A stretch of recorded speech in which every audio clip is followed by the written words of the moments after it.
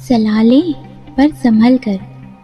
मनुष्य एक सामाजिक प्राणी है जो कि लोगों के समूह के बीच में रहता है। इस समूह में इस तरह के रिश्तों को वो निभाता है। कुछ रिश्ते निस्वार्थ होते हैं जबकि अधिकतर रिश्तों की नींव स्वार्थ पर टिकी होती है। हम जो प्रोफेशनल रिलेशन बनाते हैं वो अधिकतर आदान प्रदान या यूँ कहें कि एक से दूसरे को और दूसरे से पहले व्यक्ति को फायदे की बुनियाद पर ही टिके होते हैं। मैं यह नहीं कह रही कि सभी रिश्तों के पीछे स्वार्थ ही होता है, लेकिन हाँ, आज की दुनिया में अधिकतर इंसान अपना फायदा देखकर ही रिलेशन बनाते हैं। दोस्तों, ऐसा कई बार होता है कि हम किसी दुविधा में फंस जाते हैं और हमें किसी की राय की ज़रूरत पड़ती है।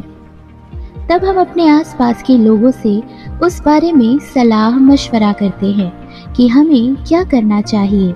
कई बार उनकी राय हमें सही रास्ते पर सही मार्ग दिखाती है, तो कभी और ज़्यादा हमारे नुकसान का सबब बन जाती है। अगर आप माता पिता, भाई बहन, सच्चा दोस्त आदि निस्वार्थ रिश्तों को जो कि आपको सही राय ही देते हैं छोड़ दें, तो बाकी अधिकतर समाज के और वर्क प्लेस के लोगों से सलाह लें, ज़रूर लें, पर अपना विवेक भी बनाए रखें, क्योंकि कई बार ऐसी सलाह देने वालों का स्वार्थ भी उनकी सलाह में छुपा रहता है। इसलिए सुने सबकी, पर माने अपने विवेक और अंतरात्मा की। एक बार एक आदमी अपने छोटे से बालक के साथ एक घने जंगल से जा रहा था। तभी रास्ते में उस बालक को प्यास लगी और उसे पानी पिलाने उसका पिता उसे एक नदी पर ले गया। नदी पर पानी पीते पीते अचानक वो बालक पानी में गिर गया और डूबने से उसके प्राण निकल गए। वो आदमी बड़ा दुखी हुआ और उसने सोचा कि इस जंगल में इस बालक की अंतिम क्रिया किस प्रकार करूं।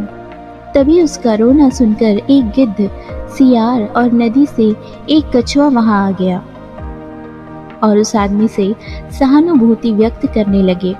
आदमी की परेशानी जानकर सब अपनी अपनी सलाह देने लगे। सियार ने लार टपकाते हुए कहा, ऐसा करो, इस बालक के शरीर को इस जंगल में ही किसी चट्टान के ऊपर छोड़ जाओ। धरती माता इसका उद्धार कर देंगी। तभी गिद्ध अपनी खुशी छुपाते हुए बोला, नहीं, धरती पर तो इसको जानवर खा जाएंगे। ऐसा करो, इसे किसी वृक्ष के ऊपर डाल दो ताकि सूरज की गर्मी से इसकी अंतिम गति अच्छी हो जाए। उन दोनों की बातें सुनकर कछुआ भी अपनी भूख को छुपाते हुए बोला, नहीं, आप इन दोनों की बातों में मत आओ। इस बालक की जान पानी में गई है, इसलिए आप इसे नदी में ही बहा दो।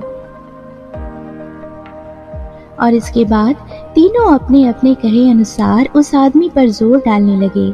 तब उस आदमी ने अपने विवेक का सहारा लिया और उन तीनों से कहा, तुम तीनों की सहानुभूति भरी सलाह में मुझे तुम्हारे स्वार्थ की गंध आ रही है। सियार चाहता है कि मैं इस बालक के शरीर को ऐसे ही जमीन पर छोड़ दूं ताकि ये उसे आराम से खा सके, और गिद्ध, तुम किसी पेड़ पर इस बालक के शरीर को इसलिए रखने की सलाह दे रहे हो ताकि इस सियार और कछुआ से बचकर आराम से तुम दावत उड़ा सको, और कछुआ, तुम नदी के अंदर रहते हो, इसलिए नदी में अपनी दावत का इंतजाम कर रहे हो। तुम्हें सलाह देने के लिए धन्यवाद, लेकिन मैं इस बालक के शरीर को अग्नि को समर्पित करूंगा, ना कि तुम्हारा भोजन बनने दूंगा। यह सुनकर वो तीनों अपना सा मुंह लेकर वहां से चले गए। हर व्यक्ति आपको स्वार्थ भरी सलाह देगा, लेकिन हमें हमेशा अपने विवेक का इस्तेमाल करना चाहिए। यही इस कहानी की सीख है।